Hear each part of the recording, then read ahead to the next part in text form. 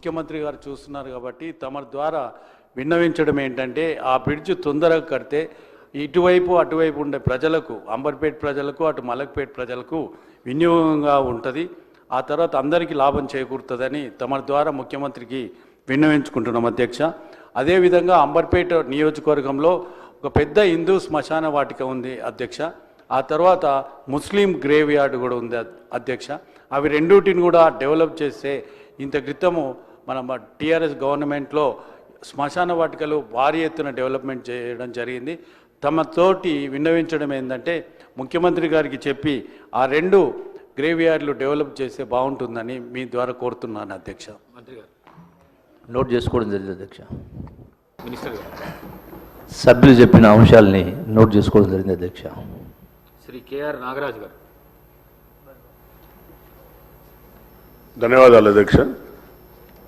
గత నెల జరిగిన మోంతా తుఫాన్ వల్ల అధ్యక్ష మనందరికీ తెలుసు, కాకతీయుల కట్టిన మహానగరంలో ఆ నగరంలో కట్టిన గొలుసు చెరువుల ద్వారా వచ్చిన ఆ యొక్క వాటర్ వల్ల చాలా కాలనీలన్నీ కూడా జలమయమైనాయి అధ్యక్ష. గౌరవ ముఖ్యమంత్రి గారు తక్షణమే వరంగల్ నగరాన్ని విజిట్ చేసి తగిన సూచనలు ఇచ్చే అధికారులకు, అలాగే ఎవరైతే బాధితులు ఉన్నారో వాళ్ళందరికీ కూడా ఒక నెల రేషన్, అలాగే హౌస్ హోల్డ్స్ అందరికి కూడా 15,000 చొప్పున ఇవ్వడం జరిగింది అధ్యక్ష.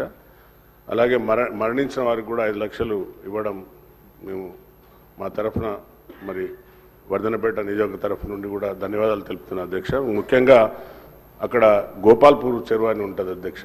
అది దానివల్ల ఆయకట్టు అంటే అందులో అన్యాక్రాంతం అయిపోయింది ఆ చెరువు అంతా.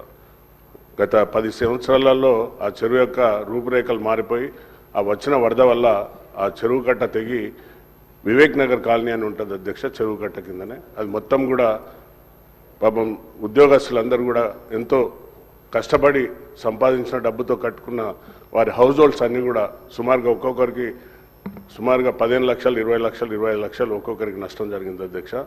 కాబట్టి దయచేసి మీ ద్వారా ఇరిగేషన్ మినిస్టర్ గారికి, అలాగే మా యొక్క ముఖ్యమంత్రి గారికి తక్షణమే ఆ గోపాల్పూర్ చెరువును రిట్మెంట్ చేసి శాశ్వత పరిష్కారం చేయాలని కోరుకుంటున్నా అధ్యక్ష.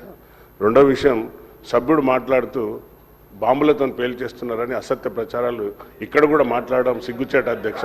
దాన్ని వెంటనే తొలగించాలి అధ్యక్ష. రికార్డులకు వెళ్ళి తొలగించాలి అధ్యక్ష.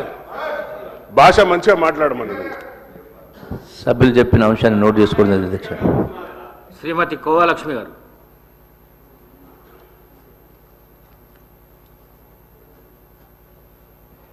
అధ్యక్ష నమస్కారం. మీకు ఈరోజు ఏదైతే మన అసెంబ్లీ ఈరోజు మరి మాట్లాడడానికి అవకాశం ఇచ్చినందుకు మీకు ప్రత్యేక ధన్యవాదాలు అధ్యక్ష. మరి